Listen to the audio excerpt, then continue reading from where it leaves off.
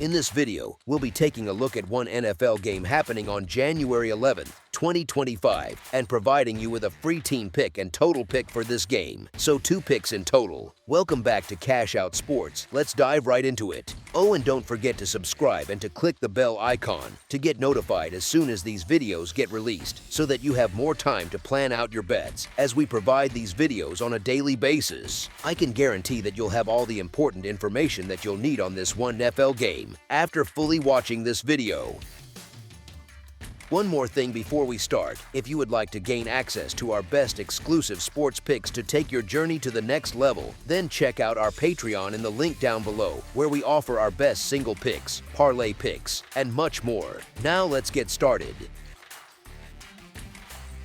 Los Angeles Chargers versus New England Patriots. The Los Angeles Chargers roll into Gillette Stadium on Sunday to face the New England Patriots in a wild card matchup that feels like a clash of momentum versus pedigree. One team limps in a bit after a rough finish, the other comes in red hot with a shiny record that still has a few question marks hanging over it. The Chargers' path here has been choppy but not boring. They reached their bye week at a healthy 7-4 overall record, banking wins over Kansas City, Las Vegas, Denver, Miami, Minnesota, Tennessee, and Pittsburgh.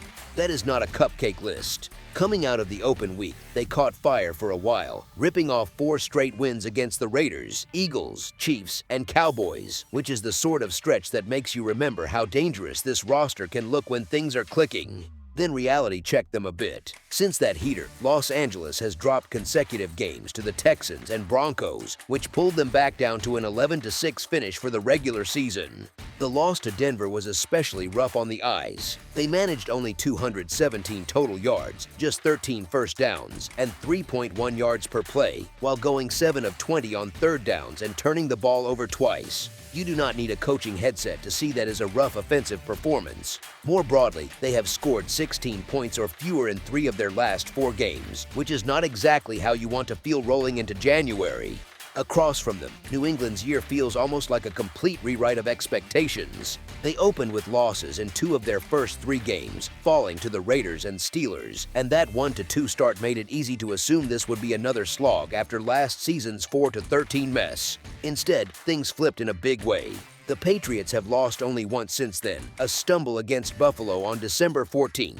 Outside of that, their schedule is basically a long list of wins: Panthers, Bills, Saints, Titans, Browns, Falcons, Buccaneers, Jets, Bengals, Giants, Ravens, Jets again, and Dolphins. Stack all of that together and you get a 14-3 regular season record. The coaching change and quarterback leap are at the center of that turn. They brought in Mike Vrabel to take over on the sideline, and he helped turn that 4-13 disaster into a 14-3 contender. Drake May went from rookie with questions to serious MVP candidate, finishing with 4,394 passing yards and 31 touchdown passes. He did his part to drag this offense from a punchline to a strength. Last year they finished near the bottom of the league. This year they sit near the top in yardage. Of course, there is a small catch with that shiny record. 12 of New England's 14 victories came against non-playoff teams. Their only wins over playoff squads were that back-to-back stretch early in the season against the Panthers and Bills. So the argument that their schedule boosted their numbers is fair. Still, you can only beat the teams in front of you, and they did that over and over. Recent form leans strongly toward the Patriots.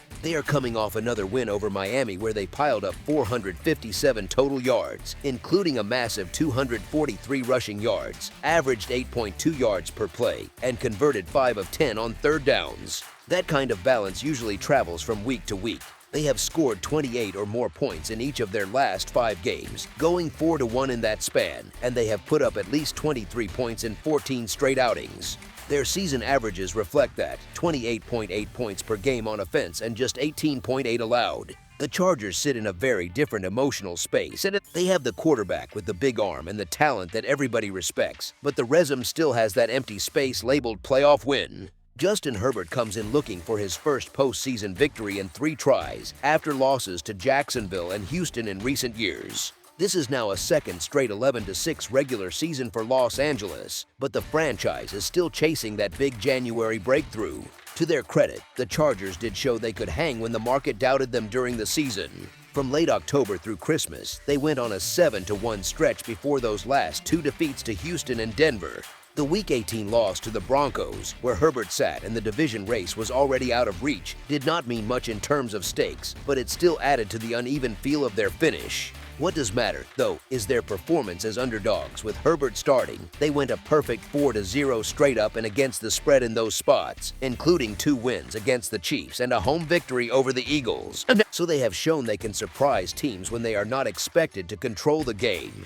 The environment leans toward New England. It is interesting that the Patriots did not lose a single road game but dropped 3 at home in Foxborough, which is a quirky split. Even so, they finished 8-3 against the spread as favorites, and 2 of the non-covers came in close wins against Cincinnati and Atlanta, so they were at least getting the job done outright. They also picked up underdog wins over the Buccaneers and Ravens, both of whom were still in position to win their divisions heading into Week 18. So while you can poke holes in their schedule, you cannot say they folded every time a quality opponent showed up. Herbert, on the other hand, walks into a night game in the cold, in a building that has seen a lot of playoff football and noise, still looking for that first postseason win. That is not an automatic disqualifier, but it is a tough ask. And this is the Patriots' first home playoff game since 2019, which adds a little extra juice for everyone in that building. When you weigh the hot offense, the home field, the coaching turnaround, and the Chargers' recent offensive struggles, it is hard not to lean toward New England handling business both on the field and at the window. As our first pick for this matchup, the New England Patriots to win and cover the spread as favorites is our full game side pick. From a numbers standpoint, these teams moved in opposite directions. The Chargers finished 11-6 to the under, while the Patriots ended 11-6 to the over. Los Angeles opened the year with a firm lean toward low-scoring games, hitting the under in each of its first 5 contests. Then the script flipped for a bit as they went over the total in the next 4 games. After that, their season settled into a rhythm where the defense consistently showed up and the offense sometimes lagged behind. The Chargers' defensive profile explains a lot of those unders. They ranked 5th in total yards allowed at 285.2 per game and also 5th in passing yards allowed per game at 179.9.